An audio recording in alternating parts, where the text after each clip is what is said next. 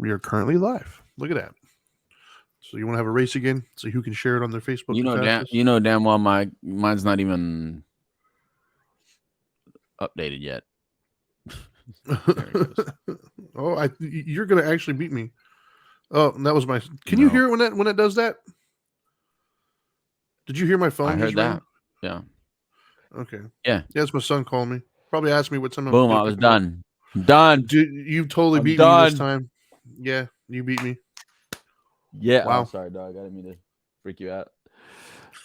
My dog's like, wait. Why you clapping? Why? Yeah, you beat me. Are we excited? Yeah. I'm sorry, dog. Yeah. What the? Oh my god! I can't believe what's happening here. Okay.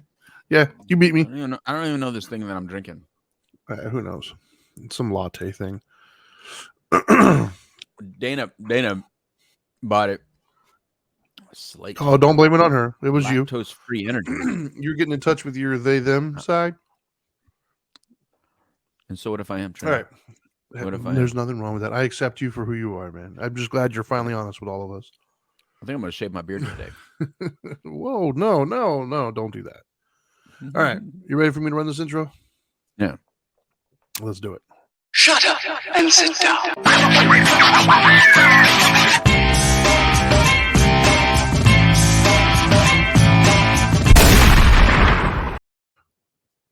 Boom. There it is. Exactly. What's up, everybody? Welcome to Dope and Dharma. This is the Dharma Time Hour and or edition, whatever you want to call it. And as always, he is the one and only, the Dope Doctor. And I am one of many, maybe. I don't know. The Dharma guy. I'm me.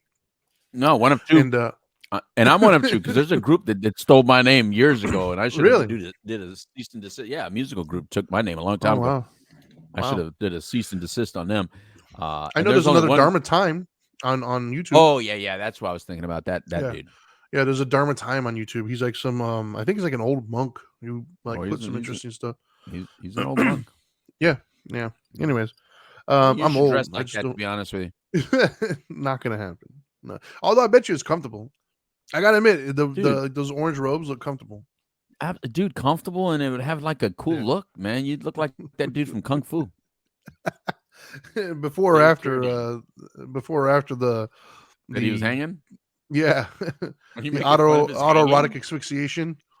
The dude has a whole great body of work, and that's what you remember him?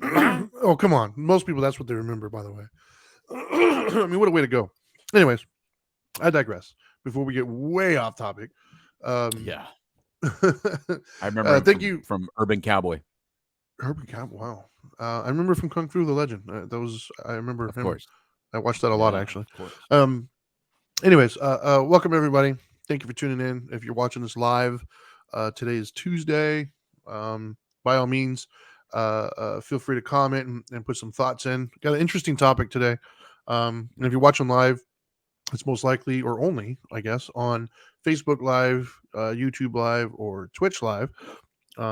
Each one of those, you just look up Dope and Dharma, and you can join the conversation, leave your comments, and we will do our best to address them as we see them.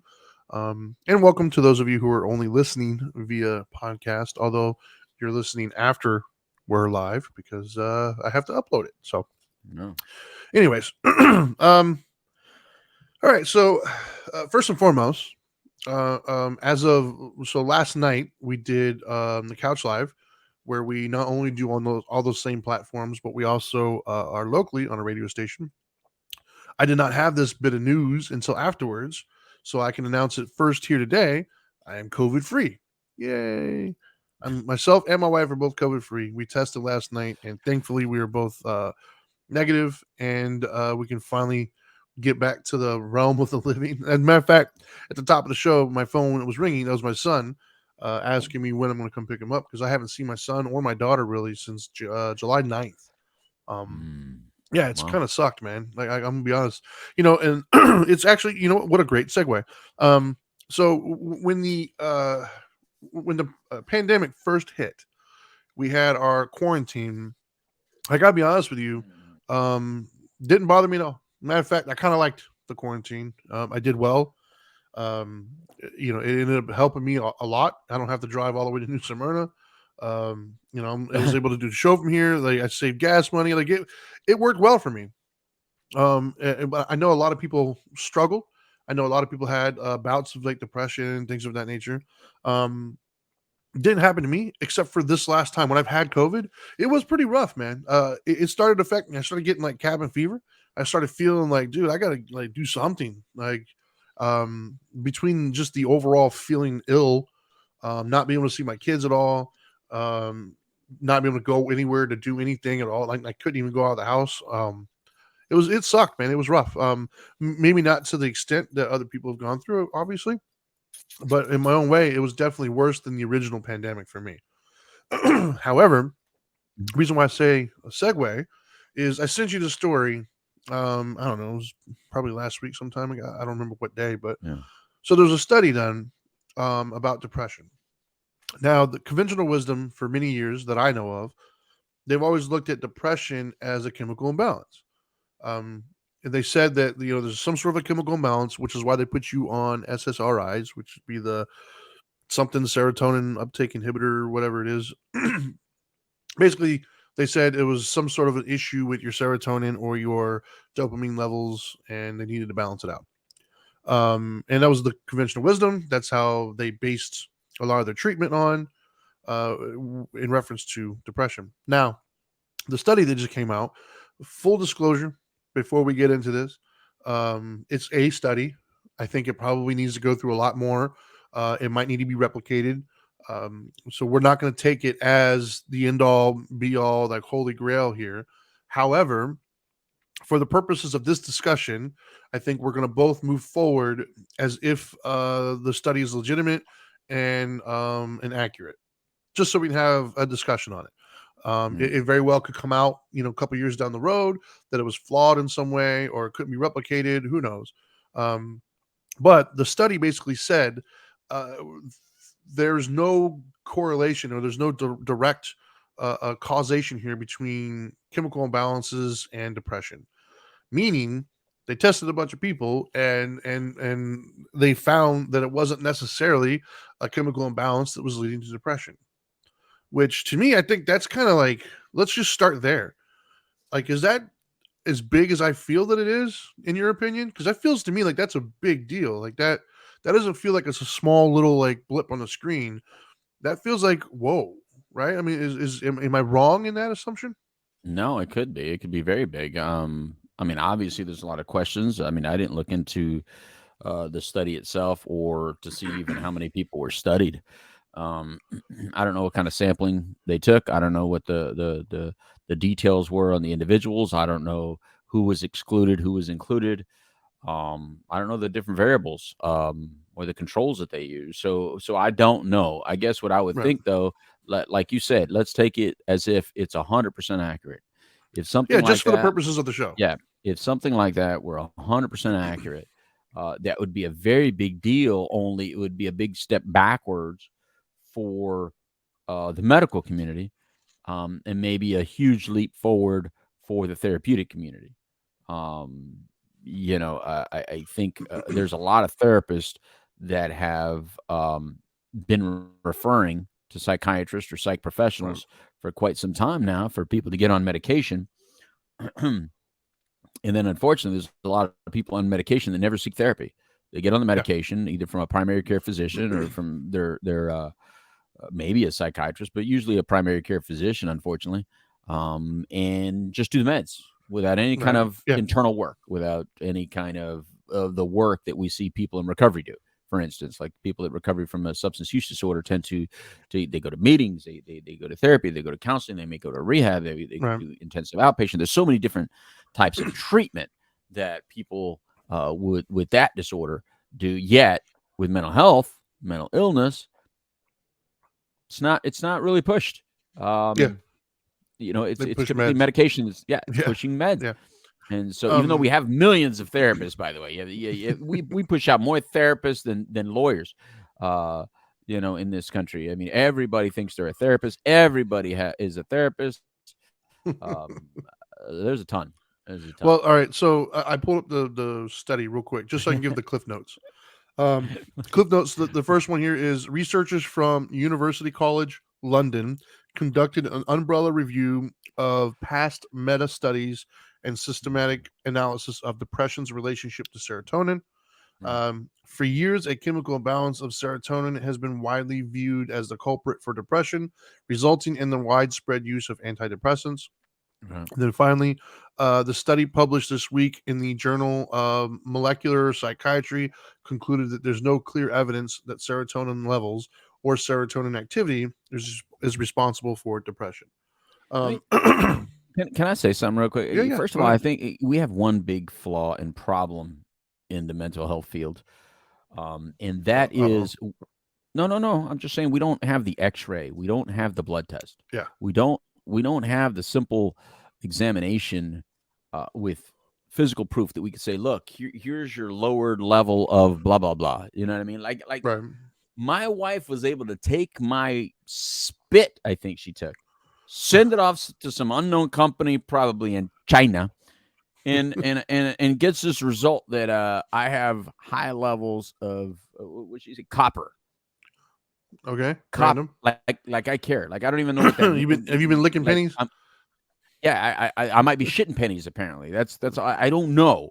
But the point is that we were able to find that, but we have no test that like we do normally that says here's your normal serotonin level, here's your dopamine level, here's your enkephalin level, all these different kind of chemistry that we have, these natural opioids that we have, these natural substances that we have endogenously that give us these pleasant feelings or well feelings or feelings of well-being. We have no test for that, and that's the big. We've spent more money on the Band-Aids rather than on. Well, don't we have tests? They're just not done regularly. I don't know. Do you know of a serotonin test? I don't know. I honestly don't know. I know that I've had a lot of tests done in the last couple months that I never even heard of. That I was shocked to find out. Like you could test for certain things, and why isn't that done like on a regular? Like why is it? Probably because it'll need a spinal tap. Yeah. But either way, I think for me, I instantly, so my analytical debating kind of brain instantly when I heard that study, first of all, was like, whoa, that feels like a big deal. Secondly, it made me question, like, obviously in spirituality, I think spirituality is where I first kind of stumbled across the concept. It's obviously older than what I'm aware of. It's been around a lot longer, but my introduction to it, to the human condition, right, was through my spiritual studies. And so could we then argue then that, and bear with me here, once again, I'm just throwing it out. I'm not saying I necessarily believe it. I'm not saying I don't believe it, but I just, it to me, this study bears debate and conversation. So is it possible then that depression isn't really a thing? It's just a human condition, right? Because part of the human condition from a spiritual sense is being, struggling with coping with things, struggling with dealing with things, thinking about things in ways that aren't necessarily rational, so is it possible then that what we call depression is really just struggling with dealing with the human condition? Is that possible? I think it would still be a thing. Yeah. Now, whether it be a disease or not, or that type of disorder, I think that's what we're really questioning, right? I mean, I think depression still is a thing, and I think there's different levels of depression. I think what they're going to find out as they dig deeper into this research is that there's some individuals that just identify as depressed. And we do know that you can just identify as depressed. How am I supposed to prove that you're not depressed? Like, what am I supposed to do? Tell you you're not depressed? I have to validate your feelings, right? No matter what you tell me you feel, I got to somehow validate it. Even if I'm trying to help you with it, I got to come to where you're at first, and then I got to kind of unwrap it and try to help you get to a different place, right? But there's actual symptomology that is very common amongst those with I'm looking up the actual definition right now. Okay.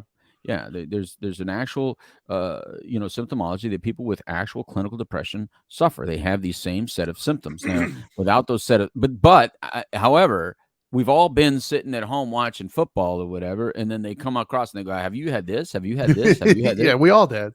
And then next thing you know, they want us to call our doctor and ask them about some medication on the market because we have all these symptoms. Okay, so here's some definitions. which, wow, okay. I just typed in depression definition and a lot came up. The first one says depression is a group of conditions associated with the elevation or lowering of a person's mood, such as depression or bipolar disorder. And then it goes into most common types. I'm only going to read the first three. First one is clinical depression, a mental health disorder characterized by persistently depressed mood or loss of interest in activities causing significant impairment in daily life. Second one is persistent depressive disorder, a mild but long-term form of depression. And then finally, excuse me, bipolar disorder, a disorder associated with episodes of mood swings ranging from depressive lows to manic highs. That first definition, though, of clinical depression, a mental health disorder characterized by persistently depressed mood or loss of interest in activities causing significant impairment. So that to me, I think, is where the debate could lie, right? Like one could argue from a spiritual perspective that that definition of depression is just, man, I'm just having a rough go of it right now, right? Like, no, you got to dig in deeper in that. I mean, you're doing the Cliff Note version, and the Cliff Note version that you're doing is the DSM-5. I mean, I'm assuming that right there it'll cite DSM-5 is where they got this information, but they're giving you the Cliff Note. They're not giving you all the further details, which is fine. It just for Mayo Clinic is what it said. Right, and the Mayo Clinic I just picked the first one. Yeah, and the Mayo Clinic is citing the DSM-5. So and that's the diagnostic statistical manual that we use. It's been approved through the World Health Organization, which is how we come up with all issues related to mental health disorders, right? So and it's routinely, that's why it's the 5, because we had the 4 not too long ago. This 5 is new in the last 2 years, I believe. Right. So it's constantly being upgraded. It's constantly being retooled to better identify things, and it's on a global level. So it's people in all countries, all types, trying to figure this stuff out. Now, if you just take it for like a smooth stroke statement, I mean, you could say a lot of different things about it. I can give you symptoms for almost every disorder in that book, and you'll be able to at least have some sort of conversation about it. And I think this is where we get to the practicing of psychology as well. Now it's a philosophy, right? There's, it's not an exact science, and we have altered it throughout the years. I mean, remember, it wasn't that long ago where we actually did lobotomies as standard practice. Yes. There was a time where we thought women who had their periods were hysteria and needed to be like shocked and stuff. So wait, they're not. The views and opinions expressed by I was kidding. I kid. No. So Richard made a comment though. I think we should address. Put it up there. Yeah, he said. Let me put it up there. He said, first of all, once again, this is Richard. He's one of our listeners, and he's commenting on Facebook Live. Once again, if you want to participate, by all means, you can go to Facebook Live, YouTube Live, or Twitch and make comments, and we will address them. He said, I have a question. Why is it that in the last 20 to 30 years, mental illness has become so rampant in our society? Could it be that the go-to treatment was medicine versus deeper dives into people's history and actually diagnosing or identifying the root problem with the necessity of pharmaceutical treatment? Right. Yeah. Great question, Richard. It has been more, it's probably been discussed a lot more, maybe even in the last decade than ever before, which is a good thing. It really is a good thing, because mental illness is an issue. It always has been throughout the generations. Is there a pharmacological advantage for certain industry? Yes, there's an advantage to an industry of the pharmaceutical industry, what you would call big pharma, of course, because it tends to be long-term use of these products. It's not like it's a one and done. It's like you need to take it on a regular basis. And anyone who's ever been on an antidepressant, and I have to admit I have not, but obviously a lot of my patients have. Anybody who's ever been on an antidepressant knows you just don't get on and off of it. First of all, it takes 2 to 4 weeks to even kick in properly, and then you shouldn't just quit it. You have to wean yourself off it. And then there's a lot of side effects attached to an antidepressant. Now you add to that the anxiolytics and the anti-anxiety medications like the benzodiazepines and stuff like that. Now you're going into a whole different realm. If you look at the deeper stuff, I think it's much easier to not argue the schizophrenia and the severe, psychosis type disorders, rather than the ones who look to be more subjective. And here's what I mean by that. You asked earlier, could it not just be human condition, right? Right. And if you've ever been around a paranoid schizophrenic, now you're looking at that and you go, all right, that's a different animal right there. What that person's experiencing right there, that's a whole different situation than maybe your daughter coming to you, Trinity, and saying, I'm depressed or I have anxiety, right? All right. So you and I both have children. They use words like depression and anxiety differently than we did. They use words like stress differently than we did. That's a generational thing. I know more young people on medication for anxiety today than ever before in history that I know of. Agreed. Than ever before. Now, mind you, we have a drug out there. Now, this is where we can get in trouble, not with the audience. Usually I say things that I'm worried about, somebody's going to send a nasty email. In this one, I actually may get shot and killed. So please keep this tape. Oh, boy. Nobody ever attacks Xanax as far as publicly.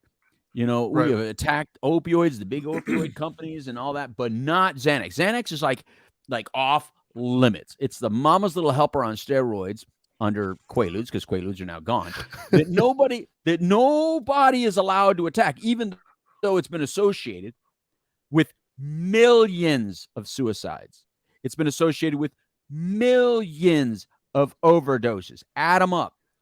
Look at coroner reports. It seems to always be there.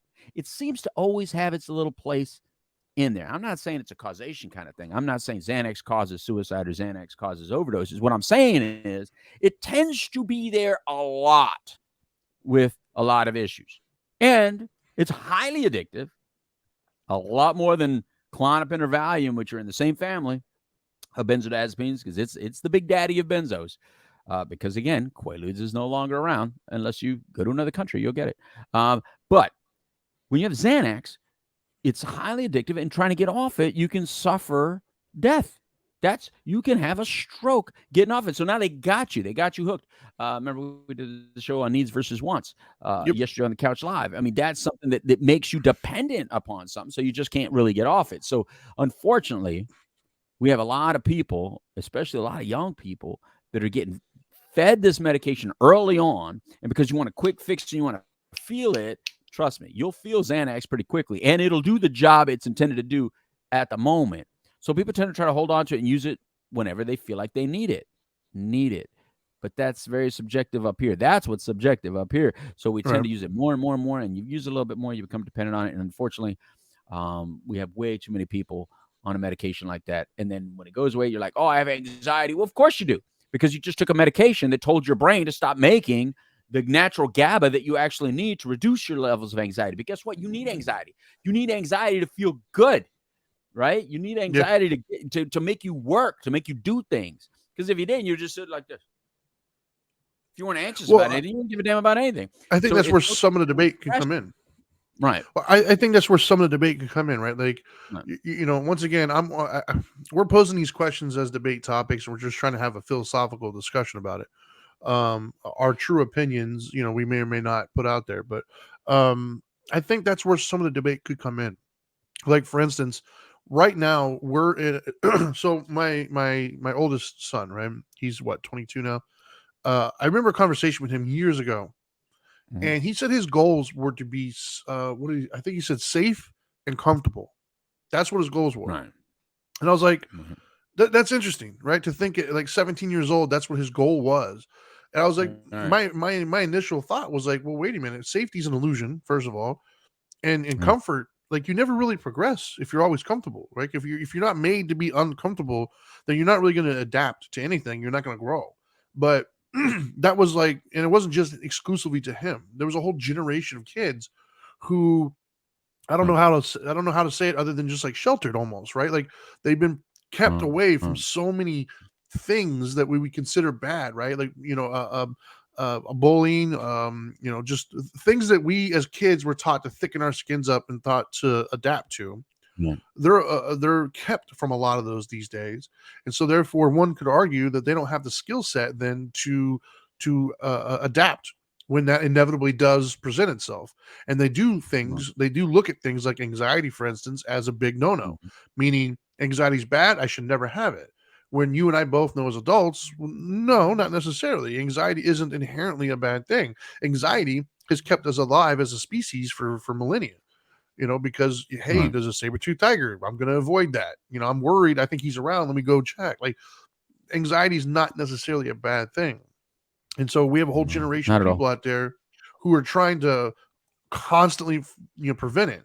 And for me, from a spiritual perspective, obviously that comes into our avoidance of feeling anything that we don't want to feel. This idea of chasing good and getting rid of bad is what causes us to suffer, because you can't really do it. But it does bother me, though, that we're so quick. We're going to be all over the place today, by the way, if you guys are following. Well, before you leave that, are you going to go on a different point? Because I was going to say something about what you just said there. Go ahead.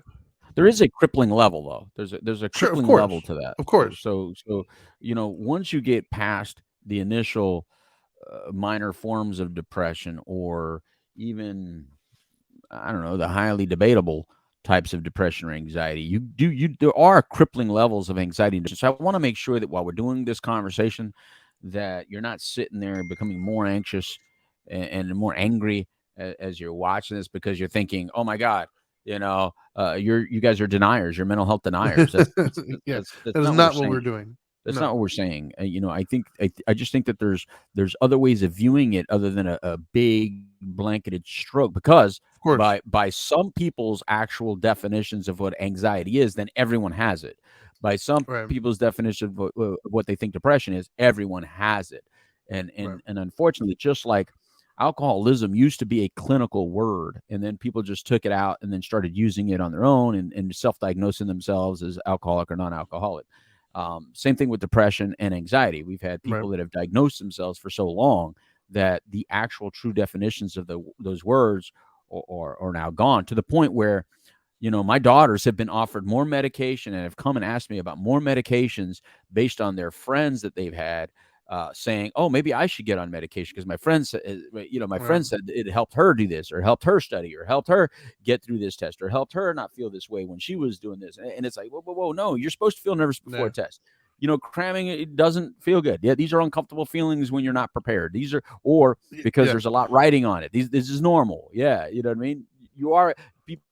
People do get distracted. I get distracted. I see squirrels everywhere. It doesn't require medication for it. It requires an additional sense of focus and some other things that we can practice doing. I'll show you what I've done in my life to be able to do that. And I've had to educate them. No, I've had this symptomology that other people out there take medication for, but I'm going to show you why I choose not to, because that's what you use when all the natural stuff has failed you. When everything else you've tried has failed you, then you can do that, because that's always going to be there.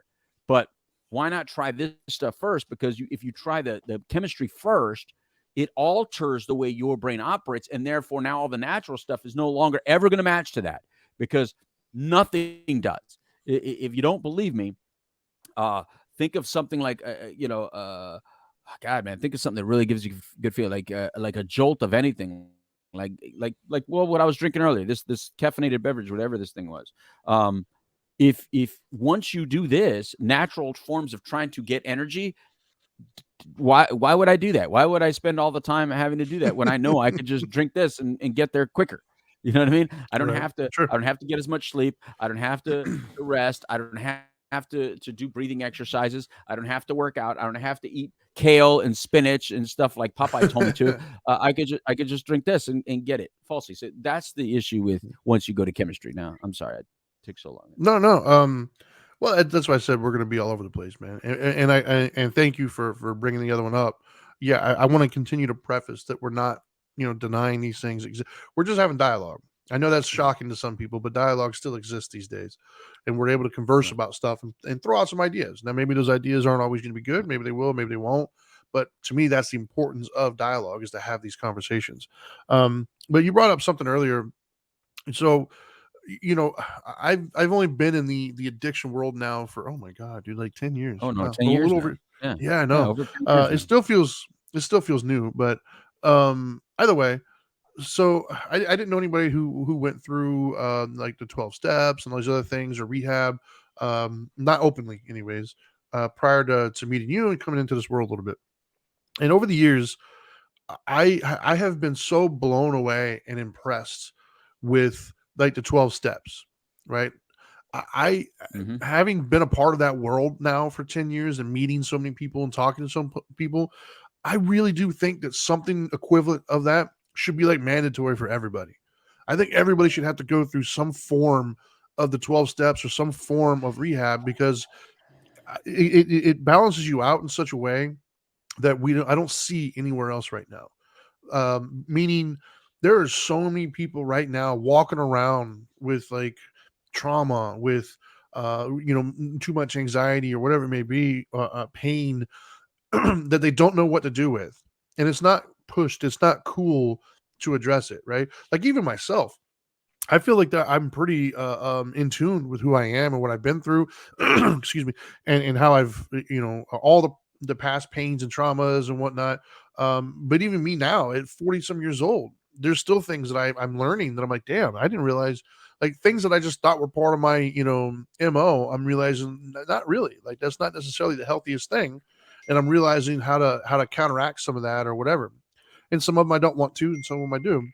My point is that yes, we are so quick to like prescribe or to take a substance, and we're not so quick into like the spiritual realm, right? Let's just call it what it is. The spiritual realm, like spirituality is just not cool. It's just not pushed. It's either you typically fall into a few different classes. One is religion, where you're either pro or anti-religion. Another one is you're either like kind of cuckoo spiritual, is what I call it personally, and we all know at least a couple of them. And for me personally, hey man, if that is what gets your world going, by all means. But for me personally, when you start talking about the crystals and all this, you kind of lose me. Oh boy, here we go. So, but hey, they're out there, they exist. but like if you look at the mainstream, there's not like this push to really truly get to know who you are and look into your demons and get into all that. There's a huge push instead of just get over it, get to where you got to get, and if you need to, take a pill or something. And so for me, I look at how remarkable some of the 12-step work is. And it's not just the 12-step, it's all the stuff that comes along with it. I got to be honest with you, man. Some of the most, it's like an oxymoron, right? And I mean this with the most love and respect I possibly can, but I don't know how else to put it. Some of the most messed up people I've ever met in my life are in recovery, but some of those exact same people are the most put together people I've ever met in my life as well, right? So they started out in such a messed up kind of world, but they've gone through what they need to go through, and they come out the other side the most well put together, balanced, in touch that I've ever met. And I don't think that that's an accident. I think that's by design. I think they address their stuff, and they come out the other end, and they're just wow. And so I would be remiss if I didn't say, man, like there's something to that. Like, why are we not employing that in a much wider sense? Does that make sense? Yeah, but you're starting to sound like a priest or a reverend or a rabbi. You know that. Well, Dharma I am the Dharma guy, so I'm going to put that out there. I mean, well, I know. I know you don't intend to mimic them, but I think that's what people of faith are trying to say. I think they say actually, except they use their language instead of yours. They feel like there's a strong decay in our world, in our existence at the moment. Yeah, there you go. Put up Richard Coleman's comment right there, because that's exactly what I was saying. You're starting to sound just like Richard Coleman, except where he may say, to be religion. No, all right, you say that, but you're saying the same thing is what I'm saying. So when you say people should be forced to do the 12 steps, that's because you're not viewing. I don't mean forced, but tell me what the bad part would be. You did say that. You did say that, but I know what you meant. But what I'm saying is, you're thinking that, though. You're thinking along those lines, that everybody should be required to do some of this work, right? Well, I think that there's something to be said are saying as well. Doing internal work, right? We rely so much. This is a free life, though. This is sure, but Yeah, I hear you, Trinity, but I think I don't that mean from a government unfortunately, stance. and I'm I don't with mean you. from a government First of all, stance. by the way, but well, I mean, regardless, whether it be a government or a church, or because you live in the city or whatever, the point is that it's not that I don't agree with the should part in one part of my brain, Sure. and then there's another part of my brain that's like Che Guevara. You know what I mean? There's Che Guevara that says no, that can't happen. Yeah. So there's part of my brain that says absolutely. I mean, some of this stuff should be mandatory. Like you should learn how to use your damn turning signal when you're driving a vehicle, well, and that stay out of the damn fast lane mandatory. unless you're They passing. just don't do it. Not really. Well, here's what I mean, right? Here's what I'm getting at. So I have kids, right? And my kids are they're coming into their own right now. They're learning on who they are and what they like, what they don't like, and who they want to be. And they're going to school and they're learning all these things. But there isn't a set authority, if you will. And I'm trying to choose my words carefully here, and I'm not going to succeed in this. But there's no like other than my own personal ways, which I am not 100% qualified to do. There's nowhere I can take them right now to like, hey, let's help figure some of this stuff out. Now, granted, that's where religion would come in, right? If I was religious, I could take them to the church or something like that. Right. But for the individuals, but that's the thing, is it doesn't have to be a religion. Some of the same kind of philosophies and the same kind of techniques could be done with anything. Like, once again, I'm not religious, but I'm spiritual. I think that's where the divide comes in. And I think the problem is too many people who are not religious get turned off from some ideas and techniques that could absolutely help them because there's a religious undertone or component. But it's like a lot of other things, right? It's like it's really easy to poo-poo something, but a lot harder to come up with a solution, right? It's much easier to knock down what's not working. Right. But unfortunately, the solution still will require some sort of structure. Yeah, that's the thing. Structure. This look, free will is great, but if you're a parent out there, you cannot possibly tell me that even less than 10% of you are cool with free will with your kid. Guarantee. Exactly. Guarantee. Especially all you helicopter parents, you like absolutely give zero free will to your kids. I mean, you constantly. So if we added, explain to me the negative, right? Explain to me the downside of implementing some version of the 12-step process to, like our school age children. I'm just spitballing here. But explain to me the downside. Huh? The simple agreeing to it. We are we have been in a culture of disagreement, and we have been in a culture. See, when you get comfortable, you fight over stupid shit, right? Yes. So there's a reason why this country was highly united and highly patriotic after World War II. And then there's a huge reason that after World War II, we've just all, who knows, just we look and sound different. We've been more divided since World War II than ever before. And it's a constant, more division gets, we constantly get encouraged to be divisive rather than supportive to each other and including each other. And when I say inclusive, I mean always. I don't mean just only one type of people get included, but I'm talking about everyone. We fight. As a matter of fact, Friday we should talk about safe space, because you brought that up. So mark that down for one of our topics on Friday's show, and we do We the Middle. Safe space needs to be discussed, because I think I don't think anyone's safe. And the people that we think are safe, or that some of you think are being the ones that have disallowed safe spaces, are the least safe people right now.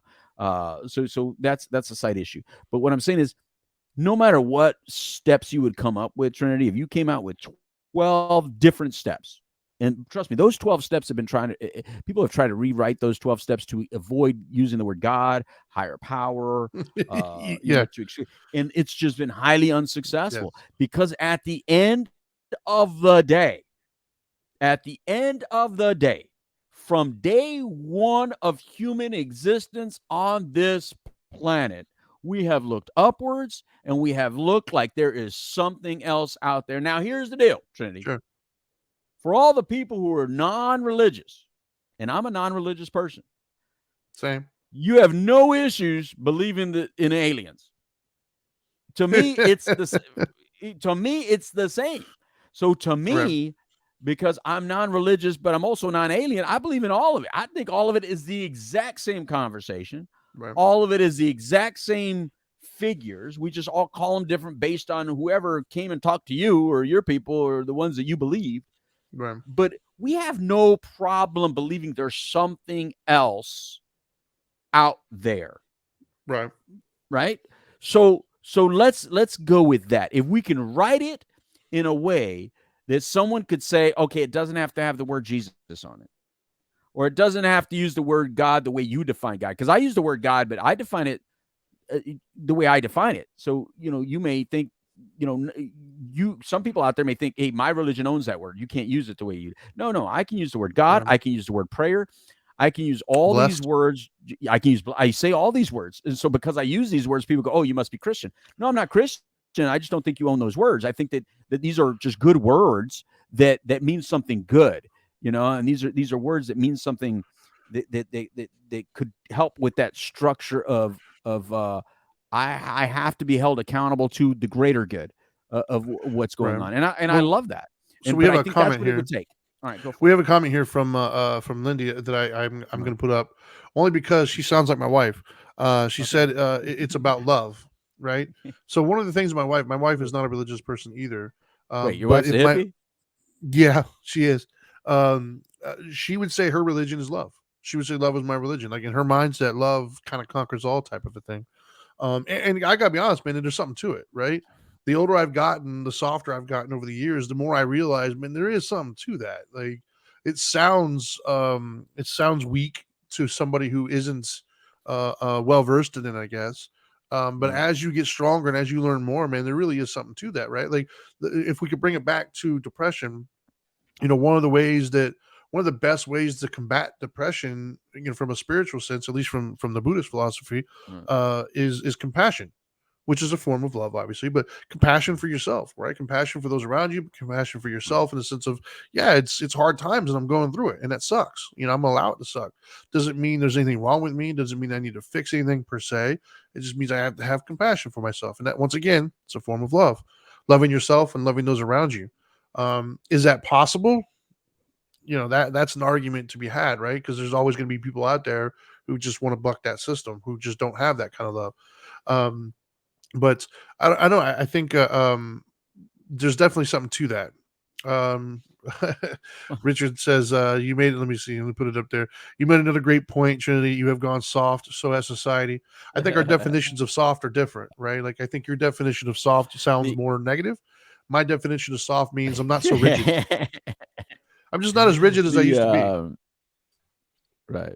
Well, no, I don't disagree with the love component. I disagree with how we are in this generation defining it. Unfortunately, if we would go by 60s definition of love, yes, I absolutely agree with that definition of love. But if you go by today's definition of love, I don't. And even in the 60s, as beautiful as those of us that were only born in the 60s, but not 20 or 30 in the 60s, that all looks and sounds great. I'm only going by the proof at Woodstock. You know what I mean? People were able to be together and not hurt each other. I thought that was a beautiful thing. But I'm also very cognizant of how my father was treated by those same individuals. When he came back from Vietnam, and there was no love and compassion towards my father. There was a lot of attack to the point where his office was destroyed at Temple University in Pennsylvania after he had come back from Vietnam in one of those destructive, what would you call those, since we don't call them riots? Peaceful protest. Oh yeah, it was a protest. Mostly peaceful. Where my father was treated very poorly by those same loving hippies. So again, the problem with love is that we tend to point it like that way. You're the one not giving it, I'm giving it. And that's the problem with the real human condition. The human condition is always, I'm correct and you're wrong, or my way and your way is wrong. And so since we cannot fix that globally, since unfortunately we cannot work through that, that's why we will continue to be separated. Because that real definition of love would be all inclusive. And unfortunately, the people that tend to say that, they're only viewing their own, the hate that people have towards them only. Like, oh, because you don't like me, or because you said bad words to me, I deserve some heightened sense of it, and somehow I'm better at the love game than you are. No, I win. Actually, the people that used to be great at the love game right now are the worst at the love game. They are absolutely hateful, hurtful, bigoted, biased, mean-sounding people. They hate people that just can't buy into all their wacky shit sometimes. And it's like, no, man, I don't love less. I love the word love. I really do, because if we could do that properly, then we could respect, like, things like we respect our family. Like, we're allowed to have family members that just aren't all together 100% there all the time. Great. You know what I mean? And you still love them for who they are, right? Sure. That's just my wacky uncle, right? You're allowed to do that. That's just the way he is. And we still love them, right? We still love them.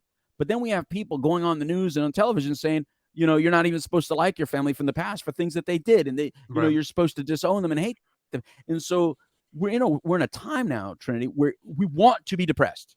We want to be anxious. We want to be on edge, because we use these things as tools to pull them to our side. We use them to control them. And to me, even Rage Against the Machine, which I love, F you, I won't do what you tell me, even their message can be used on both sides equally. Yeah. Both the Crips and the Bloods can use Rage Against the Machine for their messaging 100% right now. That's how you know how weird we are right now, Trinity. That's how you know how crazy times are right now. When songs from Rage Against the Machine can be used by either side, we've gotten to a point where we're just not understanding each other. So of course we're depressed. Well, I was just getting ready to say that exact same thing. Of course we are. Is it any wonder that we are? I mean, right. But that's what I mean by how much of it is just a human condition. How much of it is just where we're at right now. Right. I mean, like, one of the main things that it says in depression is, do you not like to do the things that you used to do anymore? Well, no, they don't bring me the same joy as they used to. And not only that, but I've grown, I've evolved as well. So some of the stuff I used to enjoy, I don't really like anymore. Doesn't mean I'm necessarily depressed, just means I'm evolving, I'm growing. And sometimes that growth is uncomfortable, right? I think back in my life, every moment of ascension to that next plane has been uncomfortable. Every moment where I've had like this weird epiphany, it was usually predicated or preceded by something not cool, like some sort of events, whether it be a specific thing, whether it be an environment, whatever it was really uncomfortable for me. It was really bad, uncomfortable, whatever. And I came out the other side with that epiphany and with that realization, with that ascension to the next. But I was also open to that, and I think that's the problem is right now, we're not teaching people to be open to those. We're teaching people to be further entrenched in whatever views they have. Like, you kind of veered it a little bit towards politics. We're kind of there. Like, if a political person, you typically surround yourself with other people who view the same. Then you watch whatever channel that you agree with. And like, you further indoctrinate yourself into what you think is right. Same thing with religion. Most religious people, like a lot of them,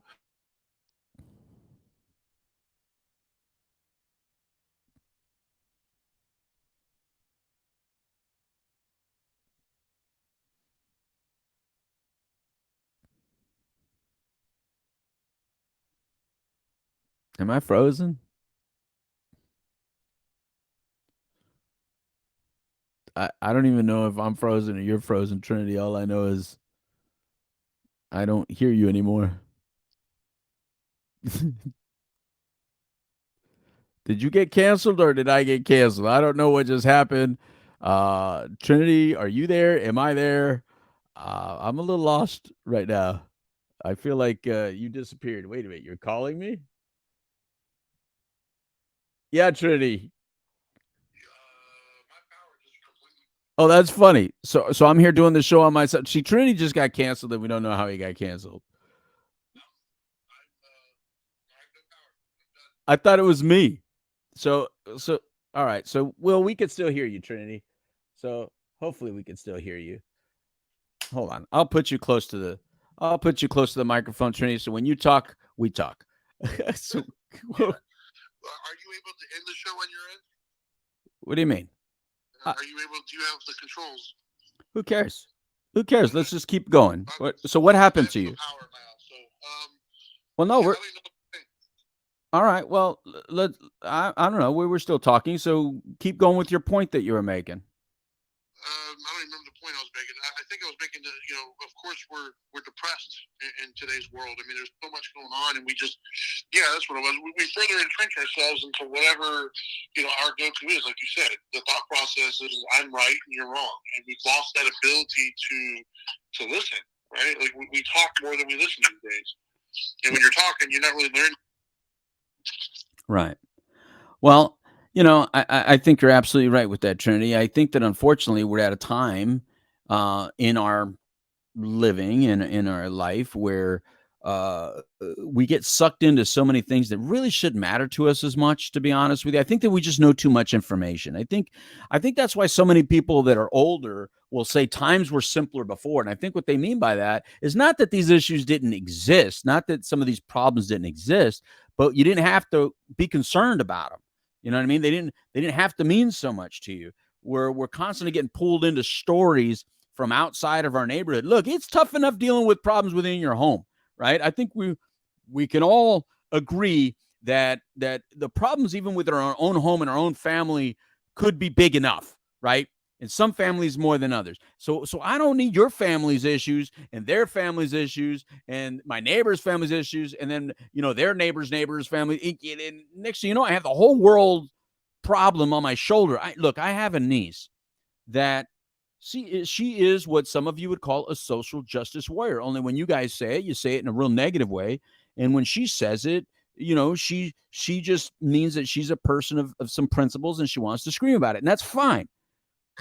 But the issue with that is that once you get positioned a certain type of way, people stop listening to you. People stop hearing you. But also when you fight, I feel like she holds all the world's problems on her shoulder. And it's like, baby, you're too young, you're too beautiful, and you're too intelligent to have to try to take on the entire world's problems and feel so emotional. You're just an empath, you're a very empathetic person, and you're holding all of other people's pains as your own.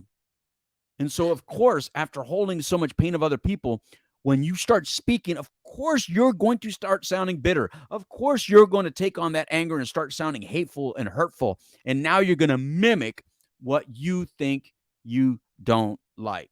So that's the unfortunate thing with all of these things. Yeah, no, I'd agree 100%. That's all you got to say. This is a radio show. You can't just say I agree 100% and not talk more than that.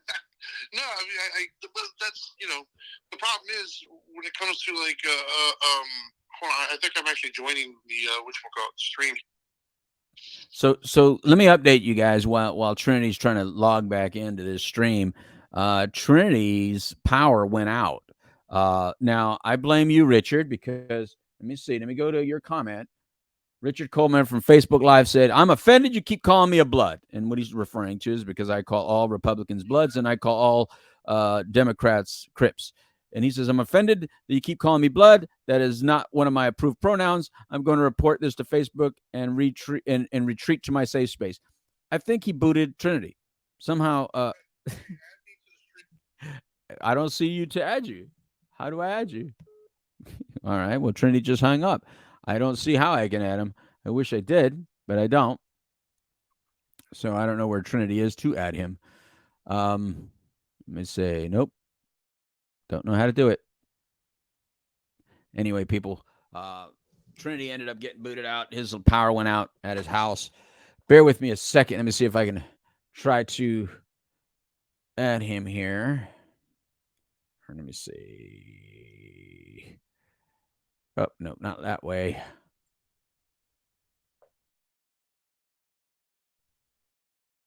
Nope.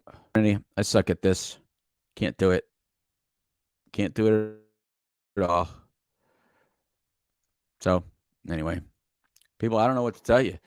He said to add him. I don't see him anywhere to add him to this. He usually does this, not me. Might have to just cut this one short, and I thought we were having a good conversation going. Let me see if I can grab this and text it to him. Hold on. Let me see if I can do it this way. Copy this. Let's send it to Trinity. Let's invite him this way. Where is it? Where are you, Trinity?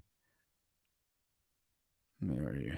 Let's see. Right here. Let's add it right there. Paste. Boom. Come on, you can hear me. I'll invite him that way. What's going on? We're talking about depression, and now, whoop, and then he went away on us. Let me see. Let me see what Linda's saying. Lindy Young, where are you from, by the way, Lindy? I don't believe I've ever seen your comments before. You're on Facebook Live. It says cat is won't, and won't is 50 push-ups. Yeah, I'm not allowed to do won'ts. Right? I got you. I got to be able to do it. I can do this. You're right, Lindy. I can do this. I can figure out how to bring Trinity back into the broadcast. I've invited him via text message. Hopefully he comes in somehow, and somewhere here he will show up.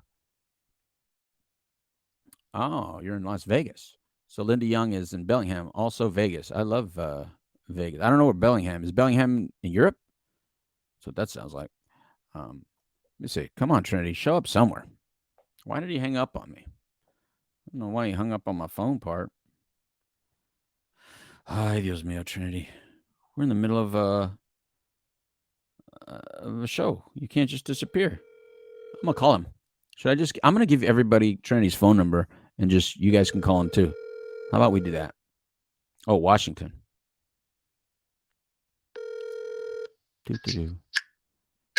Hey, I invited you in a text message. Why don't you just click on that link? I am. I'm in the backstage waiting for you to add me. Well, where do I find you in the backstage? In the bottom, it should show a icon with my picture on it. But it doesn't. So you just say add me. But it doesn't. That's where I thought you'd show up, but it doesn't. Well, my power just came back on, so once my router kicks back in, I'll be back on. Okay. All right. Well, I'm here, and I don't see your picture anywhere. I wish I would. Yeah. Well, my router's coming back on. Well, we can have a discussion like this until you come back, I'm sure. It's not a big deal. Well, I'm on. It shows me, says you're backstage. Only the host can see you. Do you want to see? Look, I'm gonna FaceTime you, Trinity. Answer your FaceTime. Look, the things that we gotta see. Look, Trinity, you see how you're not there? Yeah, but you're not. So I'll leave you like this so people can see you. Yeah, I'm going to hold you up just like this, Trinity. I'm going to hold you up just like that. There you go. You got something to say? Yeah, I mean, my whole point, I'm still going to go back to, like, I think overall, I don't know what you were saying why I've been gone, but I think overall, we got to do a much more concerted effort in our country to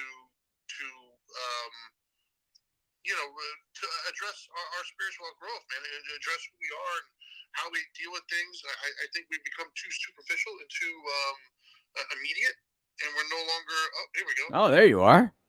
Wait a minute, Trinity. I can hang up on you here. Yeah, there we go. Jesus, dude. Look at that. That was horrible. And I didn't even have to invite you in. You just came right to the right in. Yeah. I don't even know what happened, man. Wow.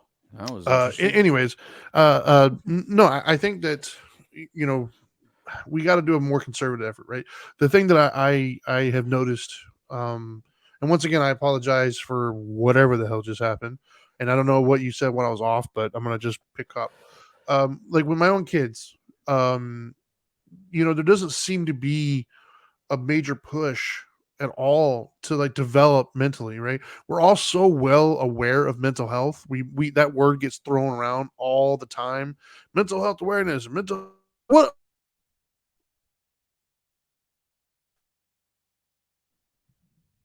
Did he get thrown? Wait a minute. Did he just get booted again? No, I'm here. Oh, okay. I'm here. I think I think most.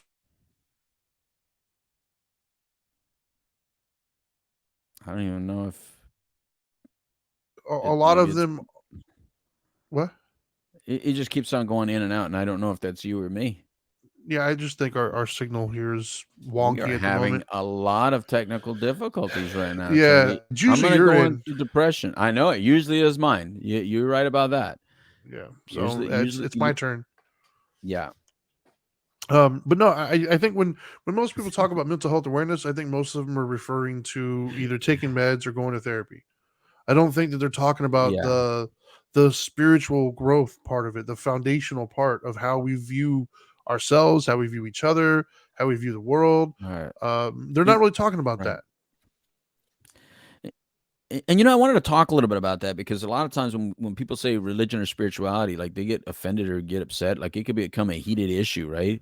And the people that are anti it, I don't think you're anti the messages that spirituality or faith gives. I think you're anti the leadership or the control factor, the authority of it. But I think all people have issues with authority. To be honest, I think most people have issues with authority. But I think, unfortunately, the messages that religion or that faiths or that even philosophy promotes are good messages, are actually things that can help us live better and be nicer people and just love each other more. Unfortunately, though, we focus on the imperfections of those institutions and then just blame everybody that has it. There's just so many hateful things that I see that people say in supposedly safe spaces about people of religion and faith, and I just think it's incorrect. I'm not saying that all people of faith and religion are void of blame in that. I'm just saying that there's a lot of hateful and hurtful things said about them, and I think they have some points to some of the things that they say, unfortunately, and so until we can come up with a consensus of what's okay to say when it comes to depressive thought or anxiety provoking activities or ideologies, then we're going to continue to be more and more anxious, and we're going to continue to get more and more depressed, and just suffer. It's a horrible deal because it's not a simple answer, Trinity. And I know this is Dharma time. So I think why Buddhism is not offensive is because it doesn't come with that authority figure. Buddhism doesn't come with this. It doesn't come with a pope. It doesn't come with a rabbi. It Even the Buddha himself wasn't a god; he was just a teacher. That's what I'm saying. I mean, most people think that little fat dude sitting down in his little squat that's Buddha, and even that is not. No, that is not the original Siddhartha. That's the Chinese rendition. That's China coming up with their own ideology of what Buddhism is or Buddha is. Yeah. Well, I think that for example, so what drew me to spirituality and Buddhism in particular, right? Because I think, by definition, had I gone to a therapist at that point in my life, who knows? I could have been diagnosed with all sorts of things and been told to put on, medications, right? But instead, I found spirituality, and it kind of really spoke to me, and it helped me, wrap my head around some truths that maybe I didn't want to accept at the time. Maybe I wasn't ready to hear, right? Like, for instance, the first truth, the first noble truth, pain is a part of life. It sounds so simple, and yet we don't live that way, right? Like, we all acknowledge that sometimes things in life just aren't going to go your way. Like, there's going to be things that happen that you don't like, but somewhere in our livelihood or somewhere in society, civilization, whatever you want to call it, we stopped adapting to that. We started wanting to say, well, I shouldn't. So instead of me adapting, instead of me understanding that basic concept, I'm going to try to fix everything I don't like. I'm going to try to get rid of everything I don't like. And so, like, for instance, when my son said, I want to be safe and comfortable, well, you don't have the right to be comfortable. Like, the idea that you can be comfortable 24/7 is just wrong, and you shouldn't be. Life doesn't work that way, and it's never going to. And if your goal is to constantly be be in a position of comfort, then you're going to be depressed. You're going to be anxious. You're going to be upset because the world doesn't work that way. You're always going to have moments of uncomfortableness. It's going to happen. And it's a part of life. And so what makes you suffer isn't the fact that you're uncomfortable. What's making you suffer is the fact that you're trying to not be uncomfortable. You're trying to push away whatever it is that's making you feel bad, or you're trying to chase whatever it is you think is going to make you feel good, as opposed to accepting the fact that this is where I'm at right now. And this is a part of life. And so for me, that's what drew me to it from an intellectual perspective is right? Like, because we all know that. Every class I've ever taught, every group that I've ever ran, when I go over the first truth, by it's just that one alone, I always ask everybody the same. I always started out the same way. If you met somebody and they said to you, "Hey, I think my life should be awesome and perfect. I think nothing should ever go against me. I think I should never be told no. I should never be stopped by a stoplight, or just nothing should ever happen that I deem as unsatisfactory." What would you say to that person? And universally, hands down, they've always, every single one of them in every group that I've ever run, all agree that that person's crazy. Like they would look at that person and say, that's stupid, basically, right? For lack of a better phrase. Okay.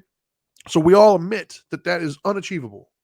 So then why is it every single time that something doesn't go our way, we get upset? We feel somehow offended. We feel somehow wronged. We get upset. We get mad. We go try to put out that fire. We get offended, right? As opposed to just saying, oh, there's life being life. That didn't go my way today. I guess I'm going to have to figure out something. Instead of responding that way, most of us get upset. We feel somehow infringed upon, even though we just admitted that that's how life is. So we're getting mad for what life is. So it's not life, it's our interpretation. It's how we're responding to it.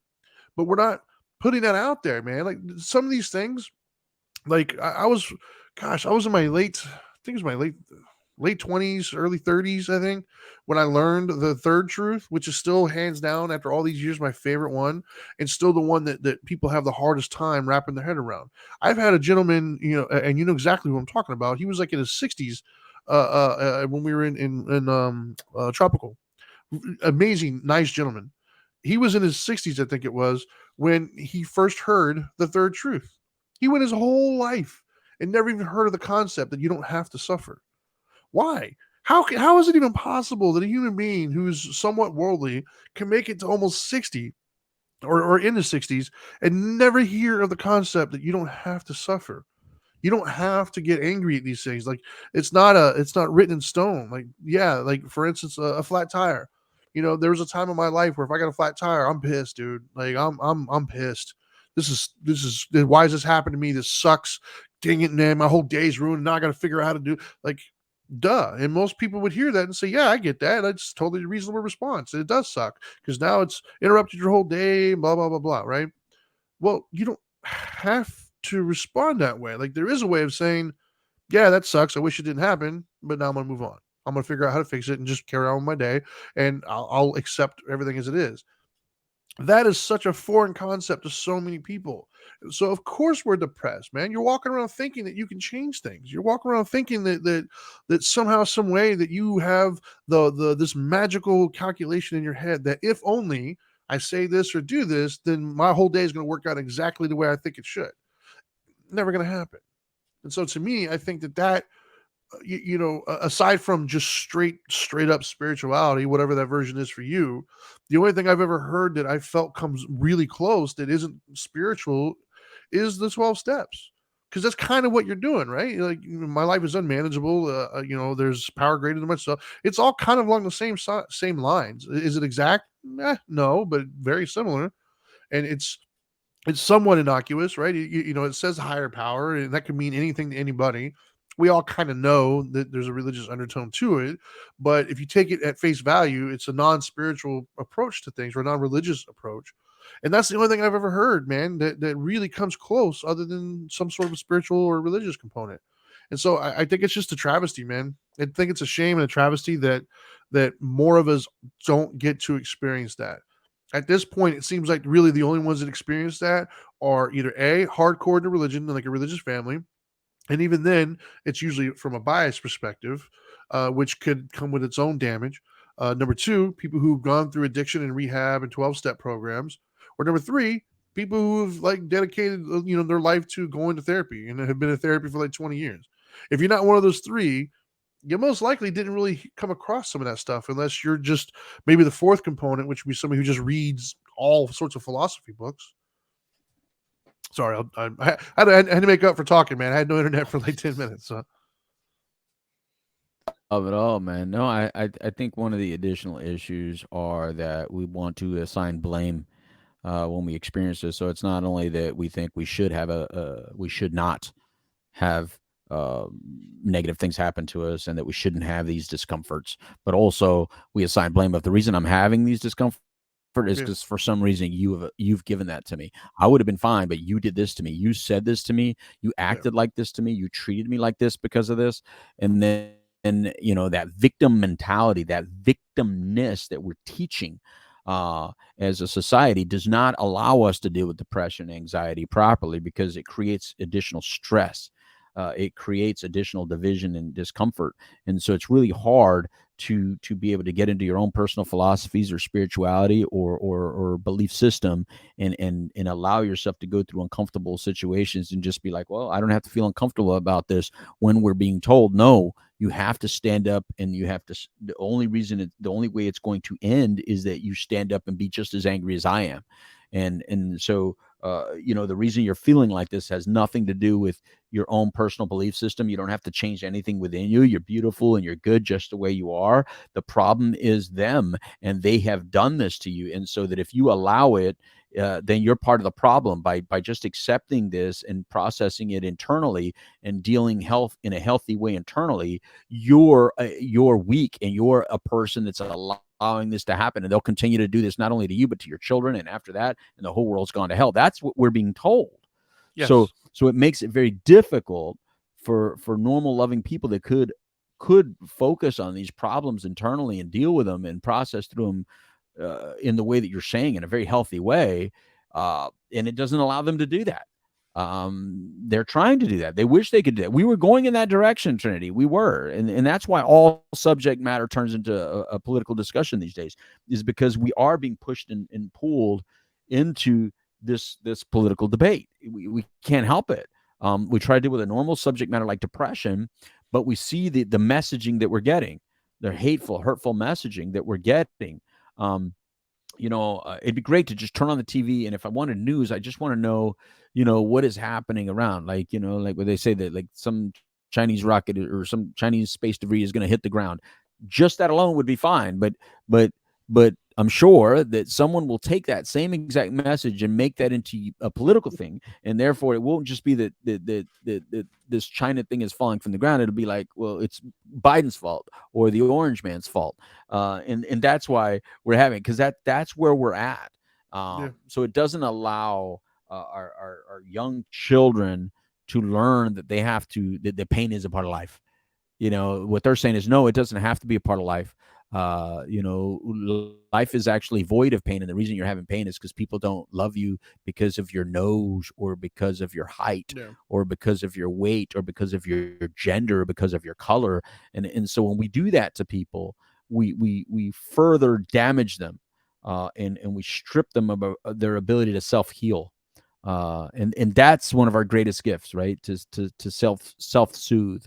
We have to know how to self-soothe, how to keep ourselves calm, and how to keep ourselves distanced from toxic energy, right? It's weird when the second I say that, I realize, wait a minute, there's a lot of young people today that are being told, hey, that's a toxic relationship. Like that's new terminology, right? Toxic relationship. You hear that all the time now. You need to get away from that toxic energy. But how do you get away from the toxic energy that the person that just told us to get away from that toxic energy is actually toxic? That's who's actually toxic. Well, that's the other thing that thought of while you were talking, right? Is so there's another issue here, and the way this relates to depression is just maybe how we get ourselves out of it, I guess. So you've said numerous times before on other shows, maybe not specifically related to this, but it kind of is, and that is, you don't get all, you get different things from different people, right? Right. So the other thing I'm noticing in where we're at right now, so if you're struggling spiritually, if you're struggling with maybe even depression or whatever it was, too often do I see people go to the worst possible sources to fix it. Like, we don't pick up like a book on philosophy, for instance, a book that's been around for thousands of years that has stood the test of time. We don't go to a professional. We won't go to a therapist. We won't go to your priest or whatever. You won't go to the spiritual component. You won't go to like a qualified person. And maybe because you don't want to hear the answer. I don't know what the reason is, but instead you'll go to like your friend. And let's just be honest, your friend might not be in any better position to deal with the magnitude of whatever it is you're dealing with than you are, right? They're just as, like my kids, like they're being taught to like go to their friends or the internet, as opposed. And I would always talk to my kids like, well, it doesn't make any sense. You have people in your home right now who my sole purpose on life is to help you get to where you need to be. That's literally the only reason why I'm here right now, is to help you and give you everything I can give you to give you the best chance. And I've got over 40 years of experience. I've been through a lot of stuff in my life. I'm well read. Like, I'm here. I'm just, use me. I'm at your disposal. And instead, they'll ask like their fellow classmate who is just as lost as they are, who doesn't know anything. And it's like, why would you forego this great source of information, this wealth of knowledge for that? And we're teaching that, right? Like we go to YouTube, we go to, like, I just watched earlier today, I was watching a debate, and it was a debate I was watching between the flat earthers and the scientists, right? So on one side, you had like an astrophysicist who's got like multiple PhDs and stuff. You had a couple other scientists, and then you had like just regular folks. And the regular folks were quoting like YouTube videos versus these people who've studied like physiology, whatever, for like the last 20 years of their life. They're like, they've done miraculous like things to help humankind, and they're arguing with them as if their knowledge base is the same.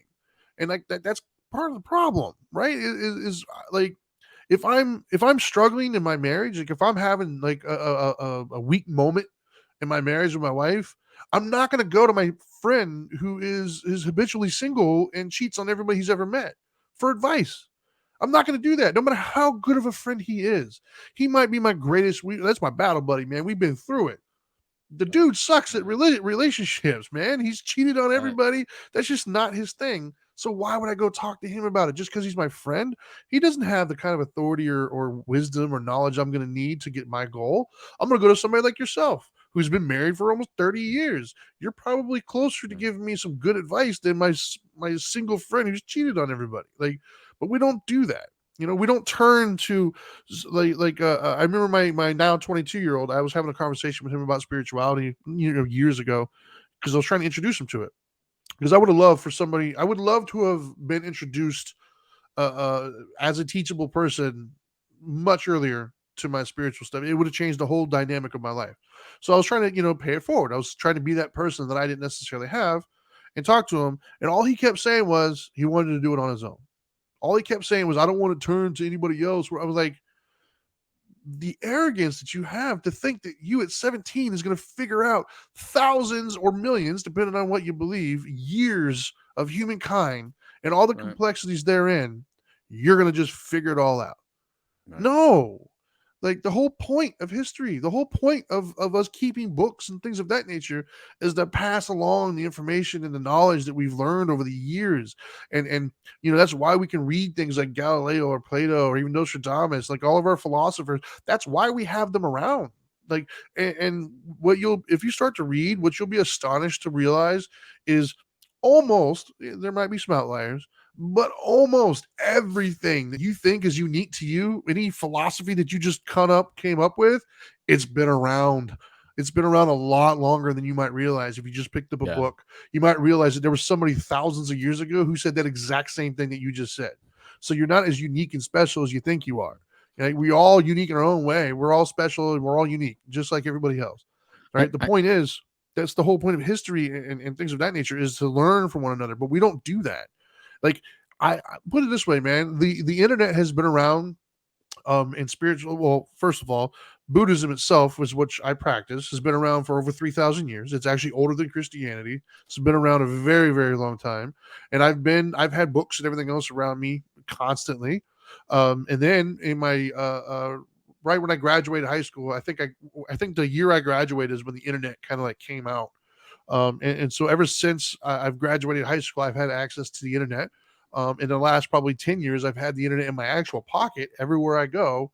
But I didn't really learn more about spirituality and Buddhism until I was like in my late 20s. And I don't have any real justification for why I did that. I had all the tools around me, but I was just as guilty as everybody else in the sense of I didn't turn to that to learn more. And I think that that's part of the problem, is we don't profess that enough. We think that we can just pull ourselves up by our bootstraps. we think we can turn to our friend. We think we'll just figure it out or it'll just go away, and that's just not the case. No, it's a self-esteem issue for sure. It's trust and self-esteem that keep us from reaching out and using others, unfortunately. Because so many of you out there that are listening to this or watching this, it says, I got to do it on my own. You didn't get into your situation by yourself. You know that, right? I mean, this was not just your doing. This is an accumulation of a lot of choices that you made, but there's also some external factors that had nothing to do with you. Plus, you had accomplices, right? You had accomplices that Yes. were with you going, yeah, good idea, great idea. Even to some of your worst ideas. I mean, some of my worst decisions, I've actually had accomplices that were telling me how great that decision was. Same. And to this day, even though that I've made a turn in my life and I've charged forward in a different direction, I can still find those same old friends, and they still think those decisions I made back then were good decisions. Same. They so if we don't get here alone, why should we get out alone?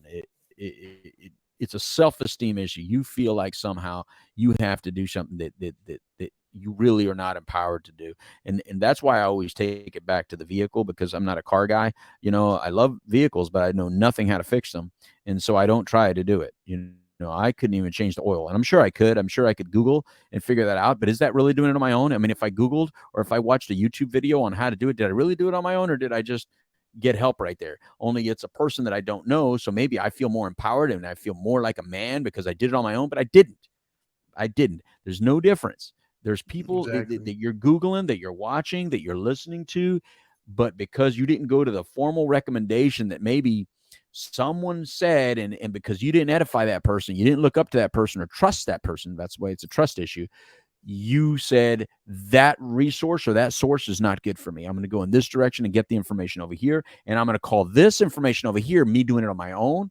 And I'm going to call any resource that you gave me that I don't trust you as that's using other people. That's what you're really saying, because you are using other people. You're not really doing it on your own.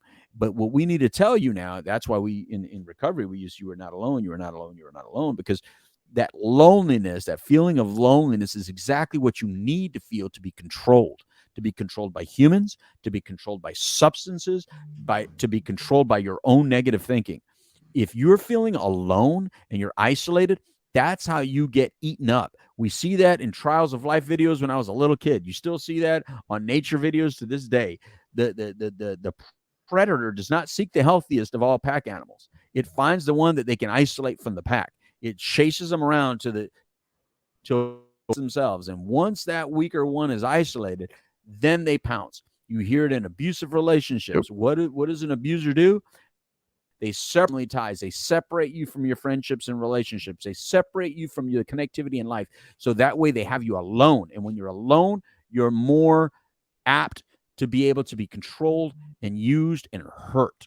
That's what substances do. That's what negative chemistry in your head does. So you have not been alone. You're not alone. Stop even thinking that you're alone. You're a pack animal, regardless of what you believe. You're a pack animal, and find your pack. You'll hear a lot of people say find your tribe these days. I just say a little bit. I just say find your pack. Because you just gotta find it. Who am I going to run with? Because who I was running with was not taking me to healthy places. There's other packs out there that are the exact same packs. They're just not going to the same unhealthy places. And when you find that and you start maybe following some of the things that they're doing, then you'll feel a lot better. But if you're just out there wandering by yourself, and trust me, I was one of those people that I was always in a crowd, but I still felt 100% alone. So it really didn't matter that I was in a pack. I felt 100% isolated and alone. And I don't know why. I have no real factual reason why, no real reason why, but this brain had a way of doing that. And this brain has the ability of making you feel completely alone in crowded situations, has your way of feeling completely depressed in joyful situations, has your way of feeling completely anxious in calming situations. This brain has that power, but you have more power and control over this brain by letting go the control that you're actually applying. See, the control you're applying is I'm going to take this, I'm going to use that, I'm going to avoid this, I'm not going to do this. I know that worked for you, but it doesn't work for me. By you applying that kind of control, you're actually hurting yourself. But by letting control and just do all the different actions that people have given you, all the different get out of that situation. Just work at it. See what happens. We always listen to drinking advice from a person who's actually drinking. We listen to drug use advice from people that are still actively using drugs. We listen to relationship advice by people who are actually divorced. We listen to financial advice by people that are just as broke as we are. They do these really ridiculous things and wonder why we're in this situation. Well, why? Why are you in that situation? You know what I mean? Because you have trust issues. You need to learn how to trust other people. You've been trusting yourself for too long, and you have been failing yourself. You have been lying to yourself. You've been putting yourself in these situations while you're sitting there worried you or that I'm hurting you. You're the one doing that to you. I haven't hurt you as much as you've hurt yourself, and yet you trust me less. What have I done to hurt you? And you ask yourself, what have you done to hurt you? And then you'll see what I'm talking about. And I'm not doing it in a mean or hurtful way. I'm doing it in an honest, truthful way. You just have to hold yourself a little accountable, and you have to do some heavy work that's a little bit different than the work you've been doing. Depression is something that you are unable to measure.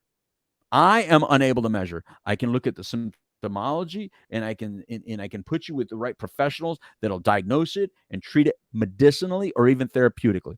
But at the end of the day, they're all suggestions. You're still going to have to put some work in, and the same thing with anxiety or other mental health issues. Now, do I believe that mental health is a great issue? I think it's a huge issue. I just think that we all suffer from a level of mental health issues, and we're all just a few life experiences away from destroying ourselves and other people. We're that close to even some of the worst human beings on this planet, and that's an unfortunate truth. Yeah, I definitely would agree with that. Yeah, I mean, I think I'm going to assume that was your wrap up, because that was a beautiful mic drop moment. So I'll put my wrap up in it as well. First of all, thank you guys for tuning in, and thank you for those of you who stuck around during whatever that situation was. That so finally I get to be the culprit, right? It's usually your internet that's messing up, but today it was not only my internet. I raised you up one up, and I took my whole power off. So it's back on now. They sent me a text message. Apparently there was a problem and they fixed it. So yay. Anyways, I digress. Thank you again though for anybody who tuned in. Once again, as always, you can watch us live on Facebook, YouTube, or Twitch. On Tuesdays is Dharma Time. On Fridays is our political show where we cover the political topics of the day. It's called We the Middle. And then on Monday nights, you can watch it on the same platforms, or you could tune in live if you're local to 1680 AM or 100.7 FM. And then, of course, if you want to listen to the show afterwards, any podcasting platform, by all means, we're there. Like it, share it, get it to your people. We're only as good as the people who listen to us. So my wrap up for depression, man, is I think it's a very real thing. How you want to define it, we can go about it in different ways, but it's a very real thing. There's very real issues that we deal with, and sometimes and very frequently that's going to require the assistance of somebody outside yourself. I would encourage you to to do internal work and try to figure out what you can do, but I would also encourage you to step outside of yourself as well. A second pair of eyes isn't going to hurt you. And there's many different avenues to get that. Most people, if you're working, you'll have EAP. There's tons of different free resources online. There's suicide prevention. I mean, there's lots of different resources out there available to us that could assist. So don't just sit back. Yeah, telemed clinics is out there. My point is, don't just sit back and try to get yourself out of a mess that you didn't really get yourself in. Do your best. Michael wants me to text him. Sure. But anyways, for me personally, the greatest thing that I think, the greatest decision that I've ever made for myself was opening myself up to spirituality and really trying to look into that. I think that there's different levels to it, but for me, just being teachable and going outside myself to something bigger than myself, and really yearning to understand, not necessarily to follow, not necessarily to regurgitate, but just to understand it. And as I understood it, I started applying it because it just made sense. I understood it. I wasn't doing it because somebody told me to. I wasn't doing it because I was indoctrinated. I was doing it because, wow, when you know better, you do better. Where have you heard that from? So anyways, that's what I got for today.